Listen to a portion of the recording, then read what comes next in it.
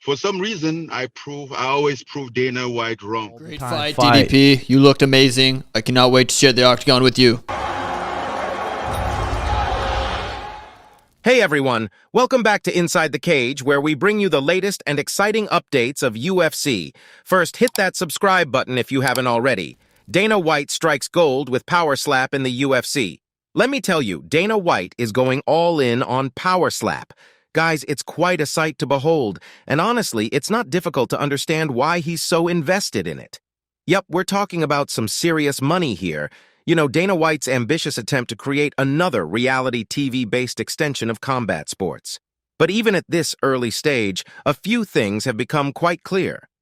First and foremost, let's just say that organized slap fighting isn't exactly thrilling. However, it seems to have this peculiar appeal of a bargain basement carnival sideshow. When you have two massive guys slapping each other at an expo for a questionably legal celebrity boxing event, isn't it weird? But once it becomes its own thing, it completes with corporate sponsors and so-called professional slappers, and much more. Now, here's the second truth that's becoming increasingly evident. Power slap isn't going away. In a recent interview with Forbes magazine, White addressed the backlash to power slap. It seems that Dana White is fully embracing the controversy. Whether it's a stroke of genius or a questionable decision, one thing's for sure. Dana White won't let power slap fade away easily. It was identical, Dana White said, comparing the backlash to power slap to the backlash to the UFC. Literally the same criticism, the negativity, the press going after it and attacking it, politicians, you name it, it was identical to the UFC. So, I've been in this position before. You know I don't fold or crack in these situations. Fought through all the noise. And now, in 6 months, we have turned this into a profitable business, and this thing is on its way. You've hit the nail on the head there. Slap fighting, by its very nature, is incredibly unpredictable. It's like flipping a coin and hoping for the best. And here's the puzzling question. How can a platform build stars in a sport where even getting good at it seems like a distant dream?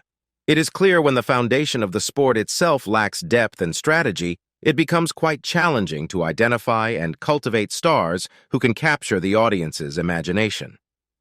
Now, does Dana White even want stars in slap fighting? That's the million-dollar question. One of the things that we want to avoid that I think happens is that the players got too big, White told the Baltimore Sun, speaking of his goals for the UFC in a 2007 interview. The players don't talk to the fans. The players don't go out of their way to sign autographs and to do the things that I think would make these sports even bigger than they are today. While it may be an old quote from Dana White, guys, it does reflect a business model that the UFC seems to have followed ever since. Ngannou fires back at Dana White. Here, Francis Ngannou has been making headlines with not just one but two blockbuster announcements in 2 months. While UFC President Dana White and the doubters must be eating their words right about now. Back in January, Ngannou made the bold move of parting ways with the UFC, leaving the Las Vegas-based promotion behind. As time went on, weeks turned into months, and people started questioning the big-money contract he had been seeking. Doubt began to creep in.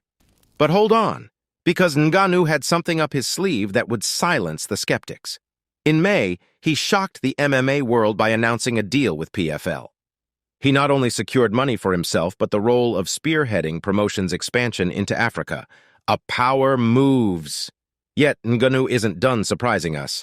It was recently revealed that Ngannou will be making his professional boxing debut. And who is his opponent, you may ask? None other than Tyson Fury. It's a matchup that's bound to set the combat sports world on fire. For some reason, I always prove Dana White wrong, even when he's on my side. I always prove him wrong every single time. So this is just, as usual, our story. So, for all the doubters out there, keep your eyes peeled, because this is just the beginning of a remarkable chapter in his already extraordinary career. O'Malley supports Adesanya in racially charged argument. Once again, Sean O'Malley is never one to shy away from sharing his opinions, and recently he took a surprising stance in the heated rivalry between Israel Adesanya and Dricus du Plessis. O'Malley defended Adesanya, even going as far as supporting the racially charged language that Adesanya has used in the past. It's quite an unexpected stance. Currently, he is ranked number 2, and he is set for his first title challenge under the UFC banner. Additionally, he'll be headlining the UFC 292 pay-per-view card in August. Despite the controversy surrounding Adesanya's language, O'Malley seemed to revel in the interaction between Adesanya and du Plessis. He shared his unfiltered thoughts without any fear. Wished he could say that. Oh, I loved it. I thought it was sweet. I wish I could say that. When I need to say it, I write it down. Imagine if Drake would have said it back. That's what Theo said when he was talking to Drewski. I seen that tweet. He's like, when I say it, when I feel like I need to say it, I just write it down. That shit will have me dying. But I thought it was awesome. So many people, just cheesy people, are just like, what kind of respect? You need to act like a champion. It's like, dude, no one wants to see respectful people all the time Great fight, DDP. You looked amazing. I cannot wait to share the octagon with you. And if you beat me, it's all respect because it's like, come on, dude. Say fuck you. Call him Get that it fired up. Make everything exciting. I was hoping DDP said, what? However, as we await the upcoming fights and witness the clash of these outspoken personalities, the MMA world will certainly be buzzing with anticipation and controversy. Only time will tell how these rivalries and clashes play out, both inside and outside the octagon. Guys, if you're enjoying the video, we'd love your support. Just hit that subscribe button to motivate us to bring you more exciting content. Trump's strategic media counterpunch at UFC 290. As the year 2024 is getting closer, presidential elections are also near. And now, Donald Trump's campaign strategy is gearing up to be more unique than ever. His recent appearance at UFC 290 served as a reminder of his deep ties to MMA and the UFC during his time in office. It all indicates that the promotion will play a significant role in his upcoming campaign. During last weekend's UFC event, Trump was seen mingling with an interesting mix of celebrities in attendance.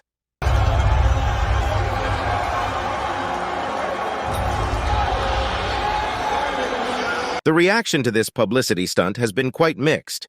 Many users across different platforms expressed doubt and frustration. On July 10th, Jack White took to Instagram to denounce the famous people who took the opportunity to meet and greet the Republican strongman, stating his disapproval. Now it seems that Donald Trump is taking a rather unconventional approach by making smaller appearances on niche shows and programs. A clever move, right? Simply, it's a way for Trump to connect with individuals who may be less politically engaged and don't have preconceived notions of him. Now, you might be wondering why these appearances are happening specifically in the realm of combat sports. Well, it's because Trump has a long-standing history of connections to fighting executives that span over 3 decades.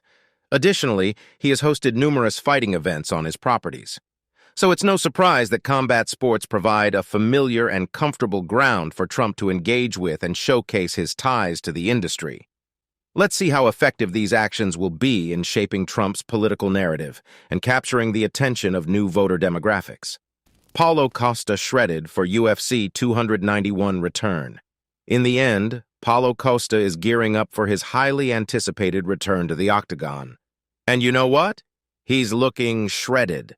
The middleweight contender will make his first appearance of 2023 at UFC 291. It will take place at Vivint Arena in Salt Lake City.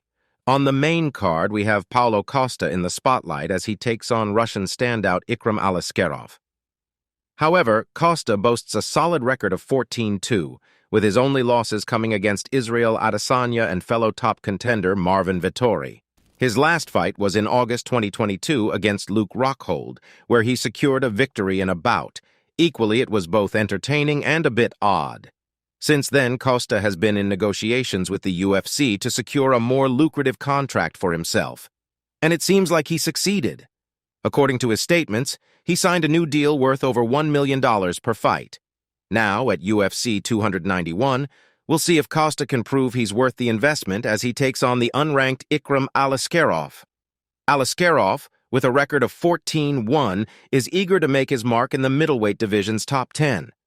After dispatching Phil Hawes in his promotional debut at UFC 288, he's looking to continue his rise in the division by defeating Costa. With both fighters hungry for victory and eager to make a statement, the bout between Paulo Costa and Ikram Aliskerov promises to be an exciting clash at UFC 291. Fans can't wait to see these middleweights go head-to-head and deliver an exciting performance inside the octagon. All right, guys, that's all for today. Don't forget to like and subscribe to our channel. See you at the next one. Until then, goodbye.